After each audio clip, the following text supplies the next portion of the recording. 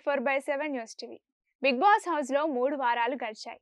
అయినా ఒకరి గేమ్పై ఒకరికి క్లారిటీ లేదు. ఈ వారం డేంజర్ జోన్లో ఎవరున్నారనే ఇంట్రెస్టింగ్ విషయాలను ఈ రోజు మనతో పాటు డిస్కస్ చేయడానికి బిగ్ బాస్ అనలిస్ట్ పరిటాలమూర్తి గారు మనతో ఉన్నారు. ఆయన్ని అడిగి మరిన్ని విషయాలు తెలుసుకుందాం. నమస్తే సార్. నమస్తే అమ్మా. ఈ వారం డేంజర్ జోన్లో ఎవరున్నారు? లీస్ట్లో ఎవరున్నారు? ఈ వారం మొత్తం 8 మంది నామినేట్ అయ్యారు. అవును. 8 మందిలో యాక్చువల్‌గా బిగ్ బాస్ నేను ఒక పవర్ ఇస్తాడనుకున్నా. చీఫ్స్‌కి ఇద్దరికి ఒకళ్ళని సేవ్ చేయండి, ఒకళ్ళని నామినేట్ చేయండి అని ఇస్తాడనుకున్నా.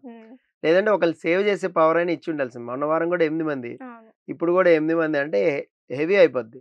ట్రాఫిక్ అనేది హెవీ అయిపోయి జెన్యూన్ ప్లేయర్ అనేది కొంచెం తక్కువ పడిపోతూ ఉంటాయి. ఒక్కోసారి వెళ్ళిపోతూ ఉంటారు కూడా. ఇప్పుడు చూడండి ఆదిత్యవం డేంజర్‌లో ఉన్నాడు. పృథ్వీ డేంజర్‌లో ఉన్నాడు. అభయ్ నవీన్ ఫస్ట్ టైం వచ్చాడు నామినేషన్‌కి, డేంజర్ జోన్‌లో ఉన్నాడు. సో, అంటే ఏంటంటే ఇక్కడ అభయ్ నవీన్ వాంటెడ్‌గా స్వయం కృపరాధమే, అది కాదని మనం అనం. ఎందుకంటే నిఖిల్ ఆల్రెడీ 2 సార్లు సేవ్ అయ్యాడు. సో, నేను కూడా ఎళ్లి జనాల్లోకెళ్ళి రావాలి. తన లాజిక్ పాయింట్ కరెక్టే. కానీ సెల్ఫ్ నామినేషన్ కరెక్ట్ కాదు. అక్కడ పాయింట్ పెట్టుకోవాలి నువ్వు. నేనెందుకు నామినేట్ అవ్వాలి? నేనేం చేసినా? నువ్వేం చేసినావు? పాయింట్లు పెట్టిన తర్వాత నువ్వు కన్విన్స్ అయితే జనాలు ఒప్పుకుంటారు. అసలు నీకు ఆర్గ్యుమెంటే లేకుండా ఓకే నేను వెళ్ళొస్తా ఒకసారి, ఎంత స్ట్రాంగ్ ఉన్నా నాకు తెలియాలిగా అంటే అది అతని దృష్టిలో కరెక్టే. కానీ ఆడియన్స్ దృష్టిలో ఏమంటది? నువ్వేం గేమ్ ఆడుతున్నావు? నువ్వు పోట్లాడాలి కదా! హౌస్‌లో ఉండడానికి అర్హుడు అని కొట్లాడాలి కదా! ఇదే కదా అనుకుంటారు ఆడియన్స్ ఎవరైనా కూడా.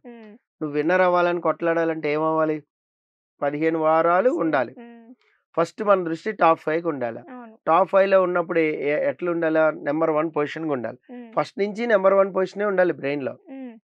టాప్ 5 అనేది మనకి మార్గం సుగమం చేస్తదనమాట.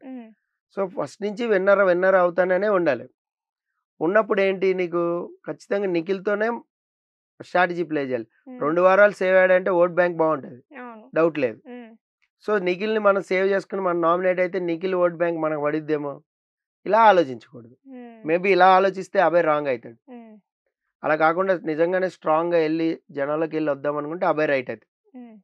సో, డేంజర్ జోన్‌లో అయితే ముగ్గురున్నారు మనకిప్పుడు. ఒకళ్ళు అభయ్ నవీన్, పృథ్వీ, ఆదిత్యవం. ఇక మిగతా వాళ్ళందరూ కొంచెం సేవ్‌లోనే ఉన్నారు. కిరాక్ సీత చూడండి లాస్ట్ టైం డేంజర్ జోన్‌లో ఉంది.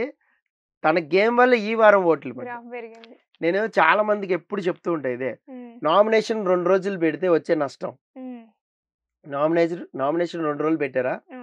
టాస్క్ ఎప్పుడైంది? గురువారం, శుక్రవారం. అది సీత వచ్చింది ఎప్పుడు? శుక్రవారం. ఎలివేట్ అయింది ఎప్పుడు? శుక్రవారం నైట్. శుక్రవారం నైట్ సీత భలే ఆడుతుంది గేమ్ అనుకుంటే ఎన్ని ఓట్లు పడతాయి? శుక్రవారం నైట్ 12కి ఎండ్ కదా! ఇప్పుడు సాటర్డే ఎపిసోడ్ షూట్ అయిపోద్ది. సండే ఎపిసోడ్ ఎలిమినేషన్ అయిపోద్ది. సపోజ్ సీత ఎలిమినేషన్ అయిపోయింది అనుకుందాం ఆ వారం. ఆడి వేస్ట్ కదా! ఆ గేమ్ చూడండి ఈ వారం నిలబెట్టింది ఆమె. తను ఆడిన గేమ్ ఈ వారం ఓటింగ్ పర్సెంట్ పెంచింది. అది సేమ్ 8 మంది ఉన్నారు. ఇక్కడ సేమ్ 8 మంది ఉన్నారు. మేబీ అక్కడ నిఖిల్ లేకపోయి ఉండొచ్చు. విష్ణుప్రియ ఉందిగా ఓటింగ్ షఫిల్ చేయడానికి. అంటే గేమ్ అనేది వాళ్ళు అలా ప్యాటర్న్‌లో డిజైన్ చేసుకోకుండా వెళ్తున్నారు. ఎందుకు అంటే ఇప్పుడు 2 రోజులు మీకు అవుతుంది. ఏది టెలికాస్ట్ అనేది నామినేషన్. అంటే మంగళవారం నైట్ వరకు అయితుంది. సో, బుధవారం నుంచి ఓటింగ్ స్టార్టింగ్ అనుకుందాం సపోజ్. మనకి ఎప్పుడు ఓటింగ్ ఉంది? బుధవారం, గురువారం, శుక్రవారం 3 రోజులు. ఇప్పుడు మీకు టాస్క్ జరిగింది. బుధవారం నైట్ టాస్క్ టెలికాస్ట్ చేయట్లా పూర్తిగా. గురువారం నైట్ టెలికాస్ట్ అయితుంది టాస్క్. ఆ టాస్క్‌లో రిజల్ట్ బాగా ఆడింది ఎప్పుడైనా జనాలకు తెలిసింది శుక్రవారం రాత్రికి. అంటే మీరు అంత చించుకుని ఆ వారం నామినేషన్‌లో ఉన్నానని టాస్క్ ఆడితే ఎప్పుడో శుక్రవారం నోటీస్ చేస్తారు జనాలు. అది కూడా కొంతమంది బద్ధకస్తులు శుక్రవారం పాపం చూడరు. రేపు వీకెండ్ కదా, రేపు చూసుకుందాంలే ఎస్టర్డే ఎపిసోడ్ అని. ఎస్టర్డే ఎపిసోడ్ సాటర్డే చూసి అబ్బా ఈ అమ్మాయి భలే ఆడుతుంది ఓటేద్దామంటే ఓటింగ్ ఉండదు. Voting close. సో, ఆ వారం ఆడి వేస్ట్. అంటే బిఫోర్ వీకే మన ప్రజెంటేషన్ ఉండాలి. చాలామందికి పాపం నామినేషన్‌లో ఉన్న ఈ వారం బాగా ఆడదాం, ఈ వారం సో, ప్రతి వారం నామినేషన్‌లో ఉన్నా లేకపోయినా మనకి గేమ్ కరెక్ట్‌గా ఆడాల్సిందే.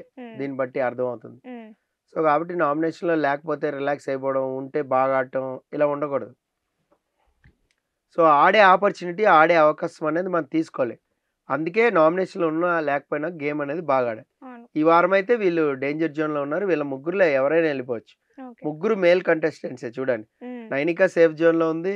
సో సీత సీత సేఫ్ జోన్‌లోనే ఉంది. Best player safe. Okay sir. Thank you sir.